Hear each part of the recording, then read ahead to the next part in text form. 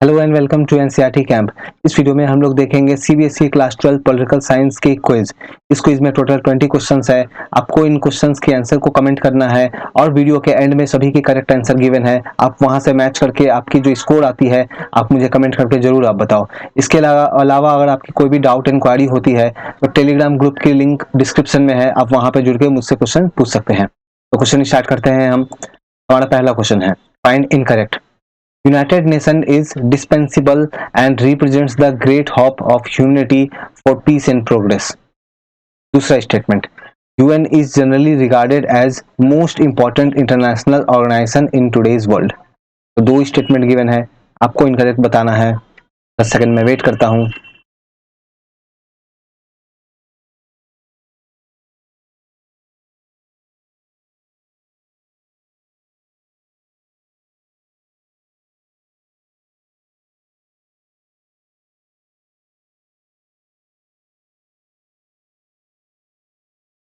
आपने जरूर इसका आंसर दे दिया होगा।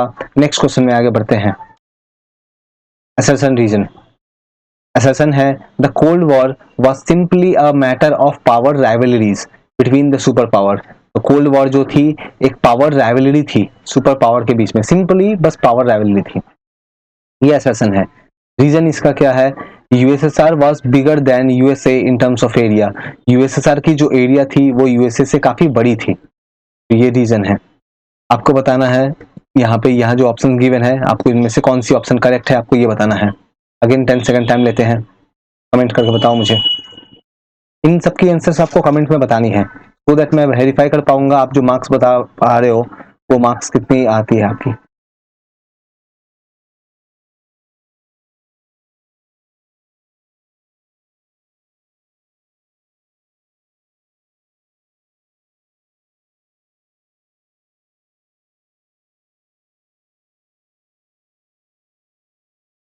आपने अभी तक जरूर आंसर दे दिया होगा। नेक्स्ट क्वेश्चन में आगे बढ़ते हैं। क्वेश्चन नंबर 3, ये भी असर्शन रीजन है। Many tribal people are against the mining of ore in Orissa. तो बहुत सारे ट्राइबल पीपल जो है वो उड़ीसा में जो माइनिंग होती है ओर की उसके अगेंस्ट है।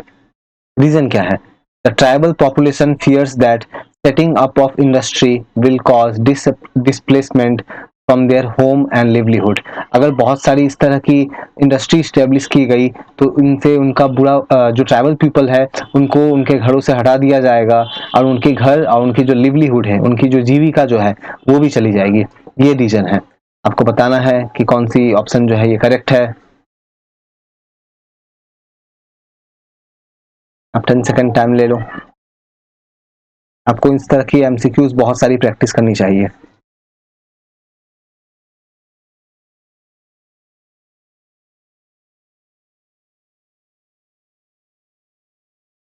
नेक्स्ट क्वेश्चन में बढ़ने से पहले मैं आपसे रिक्वेस्ट करूंगा आप काइंडली आप चैनल को आप सब्सक्राइब करें और जैसा कि मैंने बताया कोई भी क्वेरी या डाउट होती है तो टेलीग्राम ग्रुप में आकर के आप पूछ सकते हैं, लिंक डिस्क्रिप्शन में है।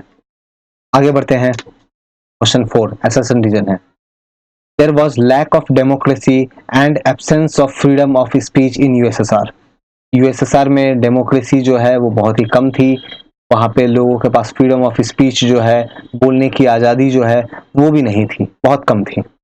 रीजन क्या है इसका, the Soviet system was very bureaucratic and authoritarian. Soviet system जो थी ये बहुत ही ज्यादा तानाशाही थी, ये बहुत ही ज्यादा ब्यूरोक्रेटिक थी, मतलब बहुत सारे रूल्स एंड रेगुलेशंस फॉलो करने होते थे।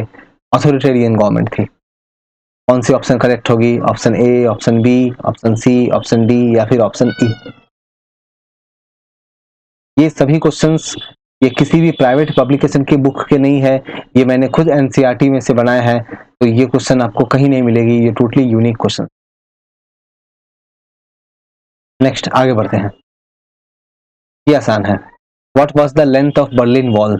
तो बर्लिन की वॉल की लेंथ कितनी थी, 150 किलोमीटर, 15 किलोमीटर, 100 किलोमीटर या फिर 1000 किलोमीटर। तो बर्लिन की वॉल जो है उसकी लेंथ कितनी है, 150, 15, 100, 1000। आगे बढ़ते हैं।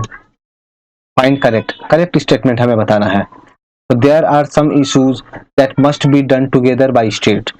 बहुत सारे ऐसे इशू है, बहुत सारे ऐसे ग्लोबल इशू है जिनमें बहुत सारी स्टेट्स को साथ में आना पड़ेगा। यहाँ स्टेट का मतलब है कंट्री। तो बहुत सारी स्टेट को साथ में आना पड़ेगा बहुत सारे ग्लोबल इश्यूज को सॉल्व करने के लिए। पहला स्टेटमेंट। दूसरा statement, United nation helps bringing the collective effort bye countries on global issue. United nation बहुत सारी कंट्री को साथ में लेके आती है ताकि वो लोग मिल करके कलेक्टिव वे में मिल करके वो लोग ग्लोबल इश्यूज पे जो है कुछ डिसीजन ले सके, कुछ काम कर सके। तो आपको करेक्ट बताना है, ओनली वन, ओनली टू, दोनों ही करेक्ट है या दोनों में से कोई करेक्ट नहीं है। 10 सेकंड, फिर मैं आगे बढ़ूंगा।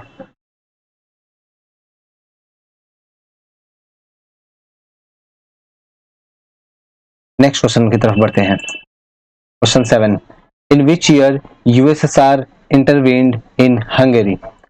यूएसएसआर ने कौन से ईयर में हंगरी में इंटरवेंशन किया था? 1945, 1962, 1956, 1991। आपको ईयर बतानी है, कौन सी ईयर में इंटरवेंशन किया था। आगे बढ़ते हैं। Development of India should have, तो इंडिया की डेवलपमेंट में क्या होनी चाहिए? पहला इकोनॉमिक ग्रोथ, दूसरा ऑप्शन, दूसरा जो स्टेटमेंट है दैट इज सोशल जस्टिस, तीसरा है इकोनॉमिक जस्टिस। तो इन तीनों में से क्या होनी चाहिए इंडिया की डेवलपमेंट में? ऑप्शन दिए हैं 1 एंड 3, 1 एंड 2, 2 एंड 3 या ऑल, में से कौन सा ऑप्शन करेक्ट है?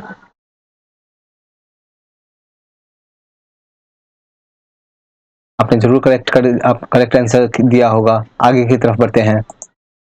इन India political competition take place in, so India में जो पॉलिटिकल कंपटीशन जो होती है, जो अलग अलग पॉलिटिकल पार्टी की कंपटीशन वगैरह जो होती है, ये कैसे होती है? ये होती है मोनार्की फ्रेमवर्क के अंदर, ये होती है डेमोक्रेटिक फ्रेमवर्क के अंदर, ये होती है ऑटोक्रेसी फ्रेमवर्क के अंदर, या फिर डी ये होती है मिलिट्री फ्रेमवर्क के अंदर। आप इसकी आंसर बताओ और इसके साथ आप मुझे एक और चीज कमेंट करके बताओ, मोनार्की और ऑटोक्रेसी इन दोनों में डिफरेंस क्या है? मोनार्की क्या है, ऑटोक्रेसी क्या है, ये आप जरूर मुझे कमेंट करके बताना। आपने आंसर दे दिया होगा, मैं आगे बढ़ता हूं। India and Pakistan partition followed policy of, so India और पाकिस्तान की जो पार्टीशन हुई थी 1947 में, जो हमारी पार्टीशन हुई थी, तो इसमें कौन सी पॉलिसी फॉलो की गई थी? Religious majority, religious minority, caste majority, या फिर ज्योग्राफी ऑफ लैंड। तो मेनली बहुत सारे फैक्टर्स हो सकते हैं, लेकिन जो मेन फैक्टर था वो कौन सा था? Religious majority, religious minority, caste majority, geography of land. ये क्वेश्चन आपको करनी है। आगे बढ़ते हैं। Question number 11, what was the principle adopted by USSR, तो यूएसएसआर ने इनमें से कौन सी प्रिंसिपल को अडॉप्ट किया था? स्टेटमेंट देखते हैं। Abolish the institution of private property, USSR ने प्राइवेट प्रॉपर्टी की जो इंस्टीट्यूशंस जो थी इसको एबोलिश किया, प्राइवेट प्रॉपर्टी वाली सिस्टम जो है इसको खत्म किया। दूसरा, society based on principle of equality, तो सोसाइटी जो है वो इक्वालिटी पे बेस्ड होगी। तो इनमें से कौन सा जो है वो यूएसएसआर ने प्रिंसिपल अडॉप्ट किया था? Only one, only two, both, none. आपने करेक्ट किया होगा। आगे बढ़ते हैं। After independence modernisation was associated with, option हम लोग देखते हैं। तो मॉडर्नाइजेशन किन चीजों से, कौन सी टर्म्स वगैरह से जुड़ी है? तो the ideas of growth, material progress, scientific rationality. तो ये तीनों में से कौन सी ऑप्शन करेक्ट होगी? 1 एंड 2, 2 एंड 3, 1 एंड 3, या फिर ऑल? 10 सेकंड में आप इसे आंसर जल्दी करो।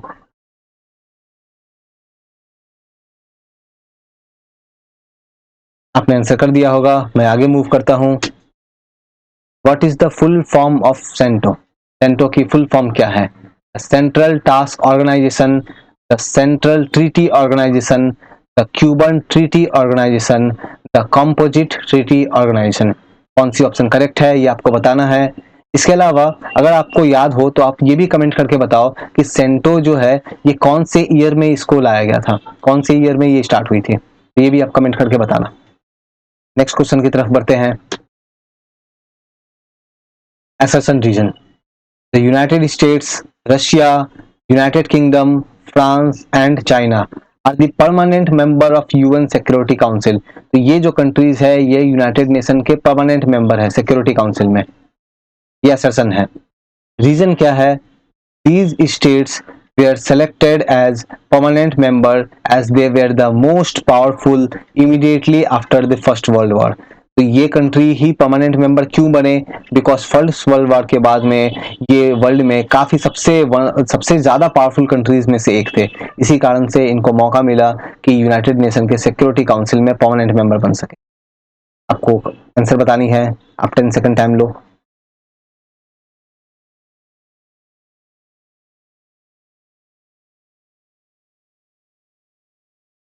आई होप आपने अभी तक आंसर कर दिया होगा।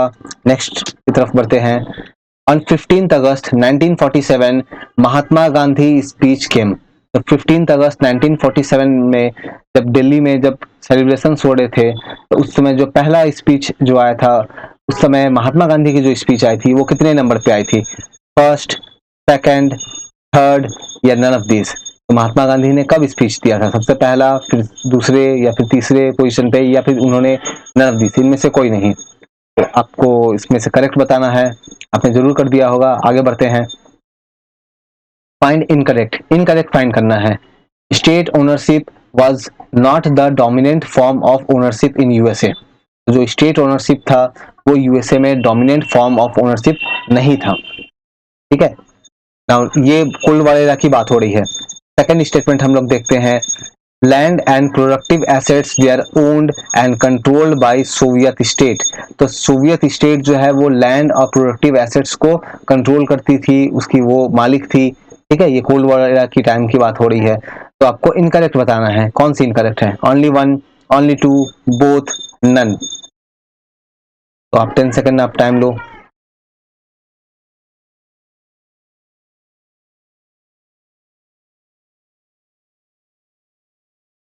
आंसर कर दिया होगा। नेक्स्ट क्वेश्चन की तरफ आगे बढ़ते हैं। असर्शन रीजन है ये। The budget is prepared by central government not by the state government. तो बजट जो है वो सेंट्रल गवर्नमेंट बनाती है, स्टेट गवर्नमेंट नहीं। ये असर्शन है। रीजन क्या गिवन है? Central and all state government divide the budget into 3 part during 5 year plan. तो 5 ईयर प्लान के टाइम में ये जो क्या करते थे, सेंट्रल और स्टेट गवर्नमेंट जो है बजट को 3 पार्ट में डिवाइड करते थे। तो ये रीजन है। आपको बताना है इनमें से कौन सी करेक्ट है option.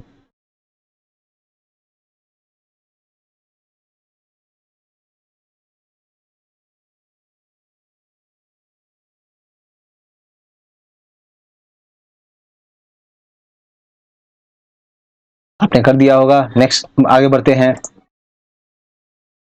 Battle of Iwo Jima related with which event. तो ये जो बैटल है ये कौन सी इवेंट से रिलेटेड है? World war 2, world war 1, Cuban missile crisis या फिर इंडिया पाकिस्तान वॉर? तो ये इवेंट कौन सी वॉर से रिलेटेड है आपको बताना है। ओके, अभी तक आपने मार्क कर दिया होगा। आगे बढ़ते हैं। Assertion reason. Permanent member of security council should remain part of UN. तो जो परमानेंट मेंबर है सिक्योरिटी काउंसिल में, जो 5 परमानेंट मेंबर है, उनको यूनाइटेड नेशन का पार्ट बने रहना चाहिए, वो उनका होना जरूरी है। रीजन क्या है? Without their support and involvement the body would be ineffective. अगर ये मेंबर नहीं रहते हैं तो यूनाइटेड नेशन जो है ये बहुत ज्यादा इफेक्टिव नहीं रहेगा, अगर ये लोग नहीं रहते हैं तो इसीलिए इनका रहना जरूरी है। ये रीजन है। आप मुझे बताओ कि कौन सी ऑप्शन इसकी करेक्ट होगी।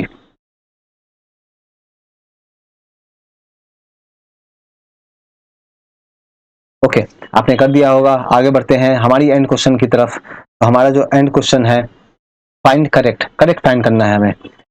After independence our leaders decided. तो आफ्टर इंडिपेंडेंस हमारे लीडर ने डिसाइड किया। पहला, we shall run our country through democratic government. हमें अपनी कंट्री की गवर्नमेंट जो है वो डेमोक्रेटिक तरीके से रन करनी चाहिए। दूसरा statement, government will be run for the good of only poor. सिर्फ गरीबों के लिए गवर्नमेंट जो है वो रन की जाएगी, उनका देखभाल करेगी। करेक्ट आपको बताना है। ओनली वन, ओनली टू, दोनों ही करेक्ट है या दोनों ही गलत है?